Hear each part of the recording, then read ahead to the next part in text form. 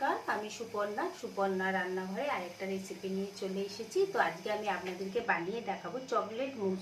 তো সেটা কিভাবে বানাবো প্রত্যেকটা প্রসেস স্টেপ বাই স্টেপ আপনারা দেখবেন, তাহলে বাড়িতে এরকম সুন্দর চকলেট মুস বানাতে পারবেন। আর আমার চ্যানেলটা যদি আপনাদের পছন্দ হয় তো লাইক, কমেন্ট, সাবস্ক্রাইব করবেন। তো চলুন এখন আমি আপনাদের পুরো রেসিপিটা দেখাচ্ছি। মুসটা বানাবার জন্য আমি দুধ নিয়ে নিয়েছি, চিনি নিয়েছি 4 চামচ, 2 চামচ কর্নফ্লাওয়ার নিয়েছি, 3-4টে কফি নিয়েছি, যে কোনো ব্র্যান্ডের আপনারা কফি নিতে পারেন, 2টো hide and seek chocolate biscuit নিয়েছি, আপনারা যে কোনো বিস্কুট নিতে পারেন, একটা আমুল ক্রিম লাগবে অল্প একটু, আর একটু ডার্ক চকলেট নিয়েছি গানাশ বানাবো বলে। তো চলুন এখন আমরা চকলেট মুসটা বানাই। ফার্স্টে আমি চকলেট গানাশটা বানিয়ে নিয়েছি, তার জন্য ডাবল ফিল্টার মতে আমি চকলেটটা এখন মেল্ট করে নিচ্ছি। যদি আগে থেকে এই ডবল ফিল্টারে কিভাবে আমি চকলেটটা মেল্ট করছি সেটা যদি কেউ না দেখে থাকেন, তো আমার চ্যানেলেই চকলেটের অনেকগুলো ভিডিও আছে, ওখানে গিয়ে একবার আপনারা প্লিজ দেখে নেবেন যে ডাবল ফিল্টার মতে কিভাবে দেখাচ্ছি। তো এখন আমার চকলেটটা মেল্ট হচ্ছে। চকলেট মুসের জন্য এবার আমি এই 1 কাপ দুধটা আগের মধ্যে দিয়ে দিলাম, এর মধ্যে সব কফিগুলো দিয়ে দিলাম,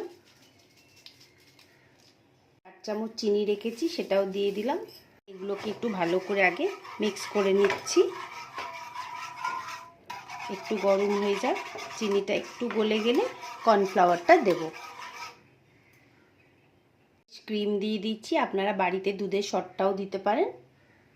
এবার অল্প একটু কর্নফ্লাওয়ার দিয়ে দিচ্ছি, দিয়ে জিনিসগুলোকে ভালো করে মিক্স করে দিচ্ছি।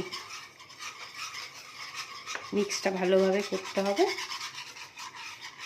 এটা একটা ডেজার্ট হিসাবে আপনারা বাড়িতে খেতে পারেন, বা লোকজন এলে একটা ডেজার্ট বানিয়ে দিতে পারবেন নিজে, খুব ভালো হয় আর খুব তাড়াতাড়ি তৈরি হয়ে যায়। মধ্যে দেখুন বাবলস উঠে গেছে। এখন আমরা গ্যাসটাকে বন্ধ করে এই লিকুইডটাকে পুরো ঠান্ডা করে নেব। আমি বাটিতে 1 কাপ দুধ নিয়ে নিয়েছি রুম টেম্পারেচার। এবার এক একটা করে এরকম বিস্কুট ভিজিয়ে এইখানটা ভালো করে সাজিয়ে দেবো। প্রত্যেকটা বিস্কুট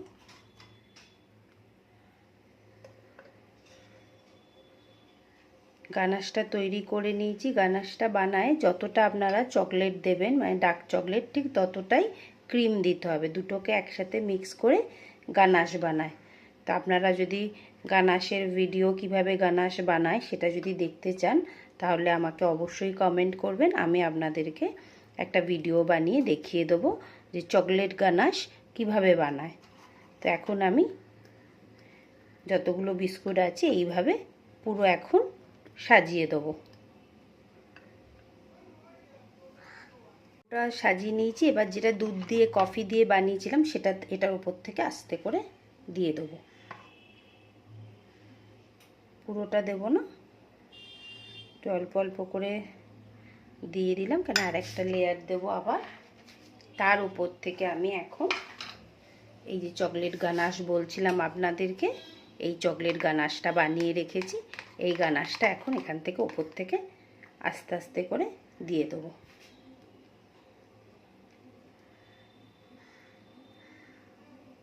এইভাবে পুরো গানাশটা লাগিয়ে দেবো।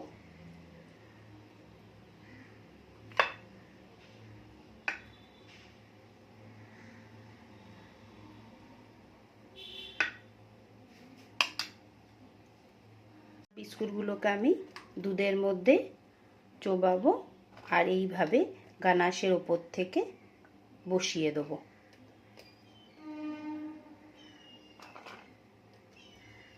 অবশ্যই আপনারা একবার এইভাবে বানাবেন, বানিয়ে বাচ্চাদের দেবেন, বড়দেরকে দেবেন, প্রত্যেকেরই ভালো লাগবে। এটা একটা ডেজার্ট।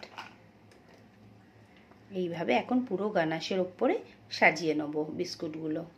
দিয়ে দিয়েছি। এবার এই কফিটাও আস্তে আস্তে ওপর থেকে দিয়ে দিচ্ছি।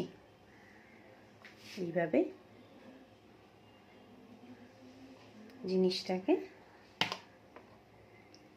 দিয়ে দিচ্ছি। পুরো বিস্কুটগুলোর ওপর দিয়ে যাতে বিস্কুটগুলোর মধ্যে ফ্লেভারটা চলে যায়। গানাশটা আবার ওপর থেকে পুরোটা দিয়ে দিচ্ছি। এইভাবে পুরো যে গানাশটাকে এখন চতুর্দিকে আমি স্প্রেড করে দেবো। আমি ওই বিস্কুটটি একটু গুঁড়ো করে রেখে দিয়েছিলাম জাস্ট একটা ডেকোরেশনের জন্য, এরকম সাইড দিয়ে এটাকে এইভাবে এখন দিয়ে দেবো। দিয়ে এটাকে এখন ফ্রিজে রেখে দেবো কিছুক্ষণ, যাতে এটা একটুখানি ভালো মতো সেট হয়ে যায়। কেমন লাগলো আপনাদেরকে এটা ভিডিওটা দেখে অবশ্যই আমাকে কমেন্ট করবেন। কমেন্ট করলে আমার ভালো লাগে, এটা আমি অনেকবারই আপনাদেরকে বলেছি। আমি এখানে Oreo biscuit hide and seek করেছি, আপনারা যে কোনো বিস্কুট করতে পারেন।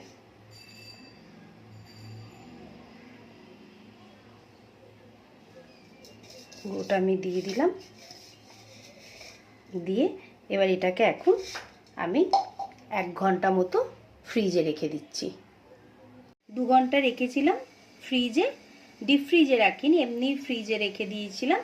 এখন আমাদের চকলেট মুসটা একদম রেডি হয়ে গেছে, দেখতে তো খুব সুন্দর হয়েছে। এবার আমি আপনাদেরকে এটা কেটে দেখাচ্ছি। এটা আমি আপনাদেরকে প্লেটিং করে দেখাচ্ছি, দেখুন কেমন সুন্দর হয়েছে দেখতে।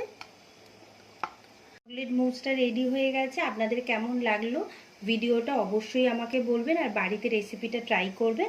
এই দেখুন একদম স্মুথ, খুবই সুন্দর হয়েছে বানানো। তো বাড়িতে আপনারা এটা অবশ্যই ট্রাই করবেন, আর কেমন লাগলো অবশ্যই বলবেন। আর আমি আপনাদেরকে খেয়ে বলছি কেমন লাগছে।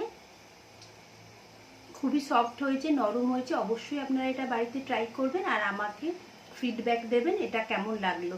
আবার আর একটা নতুন রেসিপির সাথে দেখা হবে।